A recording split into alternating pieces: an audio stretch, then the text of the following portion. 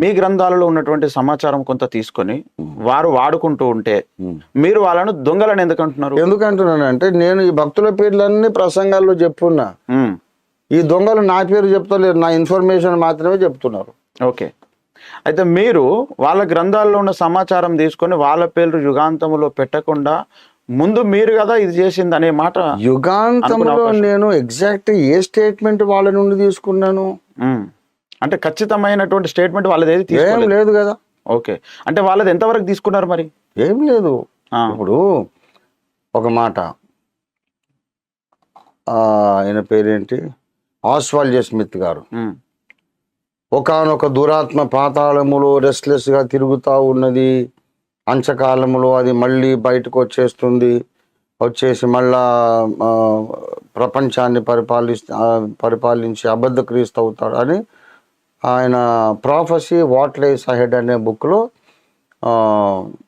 Oswald Smith గారు రాశారు. ఈ విషయం నేను చెప్పాను, కానీ అది నిమ్రోదు ఆత్మ అని పిన్ పాయింట్ ఎవరు చేయలేదు.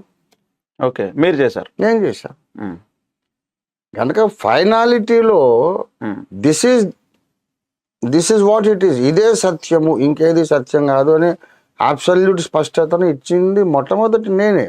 ఓకే, అయితే కూడా దీనికి పాతకాలం భక్తులందరూ నాకు కంట్రిబ్యూట్ చేశారనే సంగతి చెప్తానే ఉన్నాను కదా. యుగాంతంలోనే రాయలేదు అనేది నేను మరి మైకుల్లో లక్షల మంది ముందు చెప్పింది అదంతా చెప్పినట్టు కదా. చెప్పినట్టు అదే అసలైన చెప్పినట్టు లక్షల మంది ముందు నేను 100 సార్లు చెప్పిన స్టేట్మెంట్లు అని చెప్పినట్టు కదా. మరి నా పుస్తకాలు వీళ్ళు చదువుకొని చెబుతున్న సత్యాలు ఓఫీర్ గారి నుంచే మేము నేర్చుకున్నామని చెప్పగలిగే సౌజన్యము యథార్థత ఈ దొంగలకు ఉన్నదా? మరి లేదు కదా, అందుకే దొంగలాడు.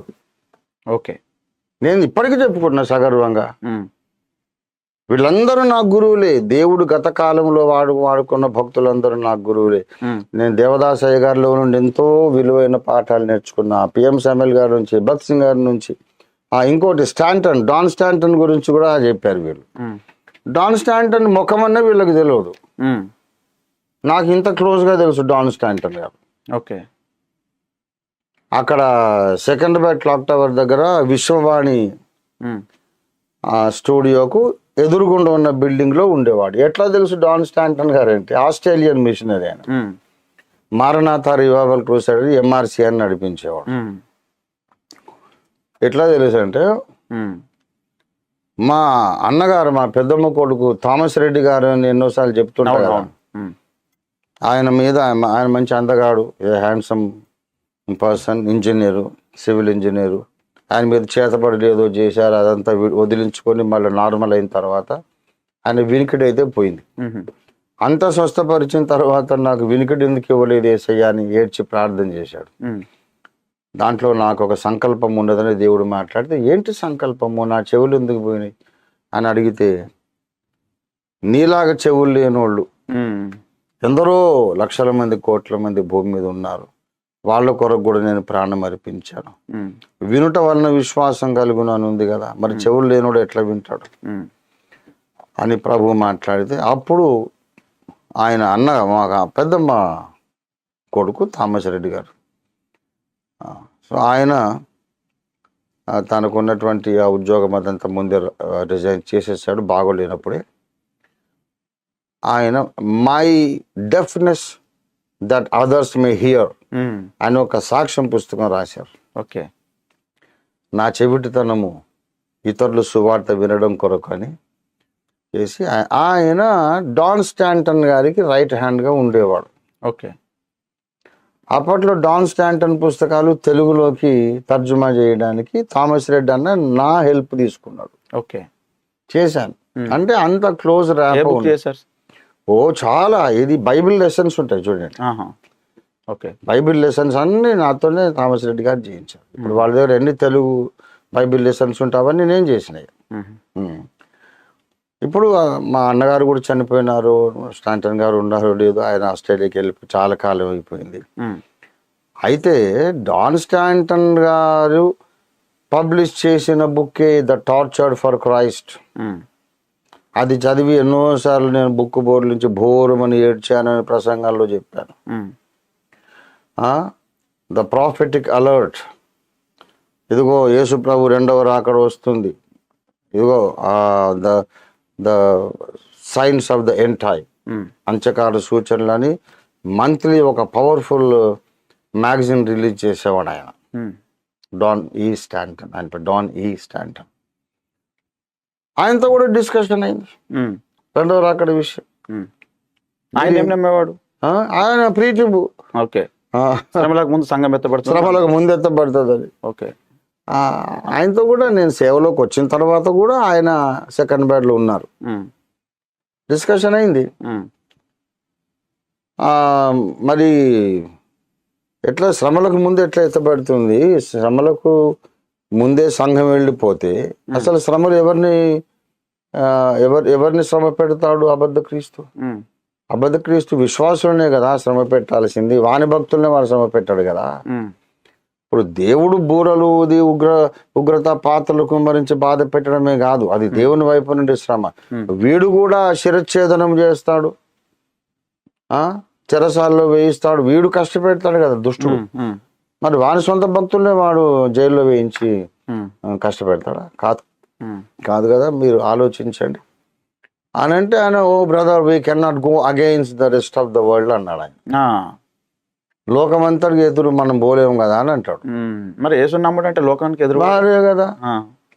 అదైన తర్వాత ఆయన కొన్ని దినాలకే వయసు మీద పడ్డది. చాలా పెద్దవాళ్ళు వీళ్ళు, నాకు తండ్రులు కాగలిగినటువంటి ఆయన. నేను వాళ్ళ ముందు అయినా సరే మాట్లాడా. రెండవ రాకడను గురించి నేను ముఖాముఖి చర్చలు ఎంతో మందితో, ఏలూరు ఏజే మ్యాథ్యూస్ గారితో చేశాను.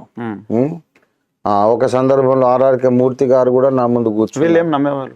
అందరూ ప్రీ ట్రిబే. ఓకే, అందరితోనూ ఇదే డిస్కషన్. అందుకే కదా ఆర్ఆర్కే మూర్తి గారు నన్ను ద్వేషించారు. ఓకే, థామస్ గారు ఏం చెప్పారు? ఆయన కూడా ప్రీ ట్రిబులేషన్ పెంటెకోస్టల్ కదా. మాట్లాడినప్పుడు ఏమన్నారు ఆయన? ఈ విషయం తప్పు, మీరు నువ్వు నమ్మే తప్పు బాబు, శ్రమలకు ముందే సంఘం ఎత్తబడుతుంది అని అన్నాడు. ఓకే, నేను ఆయన అడిగాను, ఈయన అన్న మాట చెప్పి చాలాసార్లు చెప్పాను, ఆయన కూడా చెప్పాను. ఏంటంటే ఎవరు, మన రాబర్ట్ కురో చేసిన statement, the last tomorrow book లో చేసిన స్టేట్మెంట్ను నేను చాలాసార్లు ప్రసంగాల్లో చెప్పాను. ఆయన పేరెత్తి ఏజే మ్యాథ్యూస్ గారు కూడా చెప్పాను. ఏంటంటే శ్రమల కాలానికి ముందే సంఘం ఎత్తబడుతుంది అని నమ్మేవాళ్ళు ఎవరైనా రాకడ సమయములో సంఘం ఎత్తబడేటప్పుడు కడబూరం రోగుతుంది కదా, తర్వాత మరి 7 బూరలు ఊదాలి. అంటే ఆఖరి బూర తర్వాత 7 బూరలు ఊదపడతాయి అని నమ్మాలి.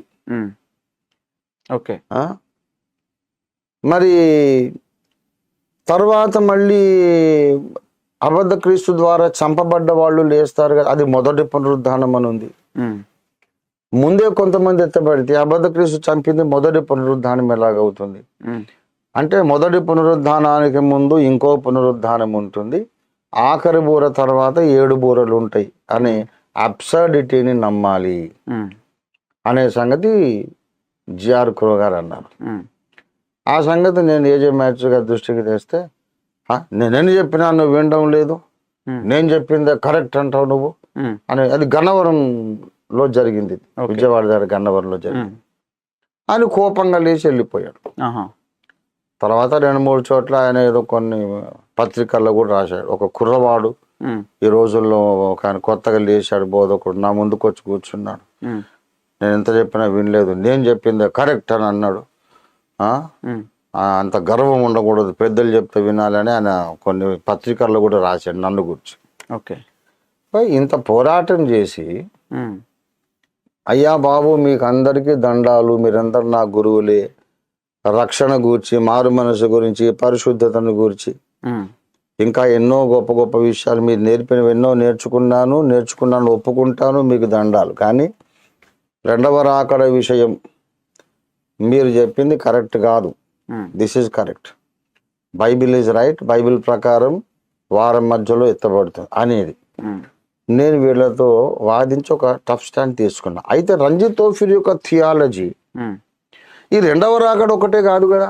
అవును, చాలా ఇంకా 1001 ఇష్యూస్ ఉన్నాయి. ఉమ్, ఉమ్, ఉమ్, 1001 ఇష్యూస్ ఉన్నాయి. టోటల్ బైబిల్ అంతా కోఆర్డినేట్ చేసి ఉమ్, ఇప్పుడు ఈ జతపక్షుల సిద్ధాంతము, ఉమ్, ప్రతి సిద్ధాంతాన్ని కనీసం 2 వచనాలతో మనం నిరూపించుకోవాలని చెప్పింది ఎవడు? ఉమ్, ఉమ్, నేను చెప్పాను. ఉమ్, ఏ బుక్లో ఉన్నది చూపెట్టమనండి. ఉమ్, కనీసం 2 జంట వచనాల ద్వారా మనం ఒక సిద్ధాంతం నిరూపిస్తే ఉమ్, దానికి వ్యతిరేకమైంది బైబిల్లో ఎక్కడ ఉండదు. ఉమ్, అప్పుడు వాక్య సారాంశమే సత్యం అనేది మనము గ్రహించగలుగుతాం. ఆ వాక్య సారాంశం ఏమిటో తెలుస్తుంది. ఉమ్, ఆ? తర్వాత మునుపు జరిగిందే మరలా జరుగుతుంది. ఉమ్, ఆ మునుపు జరిగిందే మరలా జరుగుతుంది అనేది కూడా 2 సార్లు రాయబడింది. ఉమ్, ప్రసంగి 1:9, 3:15. ఉమ్, ఇలాగ ఎన్నో వేల కొలది సంగతులు. ఉమ్, నెఫీలులు అంటే ఎవరు ఉమ్, అనేది 40 ఏళ్ల కిందట అందరికంటే ముందు ఖచ్చితమైన నిరూపణతో, ఇక మళ్ళీ అవునా కాదా ఏమో అయ్యుండొచ్చు, పెద్దోళ్ళకి ఎదురు చెప్పొద్దు అని ఏమాత్రము లాలూచి లేకుండా కుండ బద్దలు కొట్టి చెప్పింది నేను. ఉమ్, కాబట్టి ఇట్లా ఎన్నో సంగతులు. నేను ఏదన్నా పాయింట్ తీసుకుంటే ఇది రైట్, మిగిలిందంతా సైతాన్ బోధ అనే చెప్పుకుంటూ వచ్చాం. ఉమ్, ఉమ్, అట్లా చెప్పినోడు ఏడి? ఉమ్. లేరు, ఎవరు లేరు. ఇది నమ్మితే తప్ప ఉమ్, మీరు ఇంకేది నమ్మినా అబద్ధములకు జనకుడైన సైతాన్ గ్రిప్లోకి వెళ్ళిపోతున్నారు, జాగ్రత్త ఉమ్, అని చెప్పినోడు ఎవడు?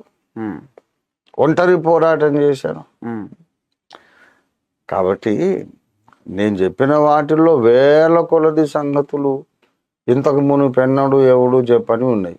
ఉమ్, మహోన్నతుడు వేరు, సర్వశక్తుడు వేరు అని చెప్పింది ఎవడు? నేనే. ఉమ్,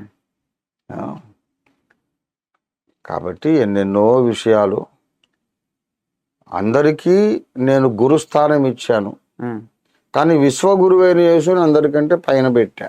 ఉమ్, ఎవరు చెప్పిందైనా తప్పు కావడానికి అవకాశం ఉంది, కానీ బైబిల్లో యేసయ్య చెప్పింది తప్పు కావడానికి అవకాశం లేదు. ఆ అవగాహనతో గనక మనం ముందుకు సాగితే నమ్మవలసిన సిద్ధాంతాల సరళి ఇది అని స్పష్టీకరించిన మొట్టమొదట నేను. ఓకే.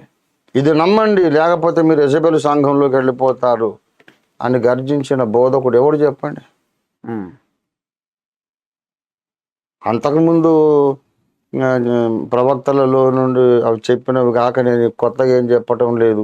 ఉమ్, అయితే కొత్త కోణంలో చెప్పాము, ఉమ్. దాని యొక్క ఫైనల్ ఎఫెక్ట్ కూడా కొత్తగా ఇచ్చాం, దాని కంక్లూజన్ కొత్తగా ఇచ్చాం. అది మీరు ఓన్గా దేవుడి నుంచి పొందుకున్నది అది. ఓకే. గలతీ పత్రికలో ఏమంటాడు? ఉమ్, మనుషుని యోచన ప్రకారమైంది కాదు, మనుషుని నుండి పొందలేదు అంటాడు. మళ్ళీ యెషయా, ఇర్మియా అవన్నీ ఎందుకు రాస్తున్నావు నువ్వు? ఉమ్, ఆ యెషయా, ఇర్మియా ఎంతో మంది కొటేషన్ ఇచ్చారు, కానీ పౌలు ఇచ్చిన కంక్లూజన్ ఇవ్వలేదు. ఓకే. ఆ కంక్లూజనే డైరెక్ట్ గా పైనుంచి వర్టికల్ రెవల్యూషన్. ఓకే. అది నేరుగా ప్రవక్తకు వచ్చేది. అదే పౌలుకు కలిగింది, అదే మీకు కూడా నాకు కలిగింది. ఓకే.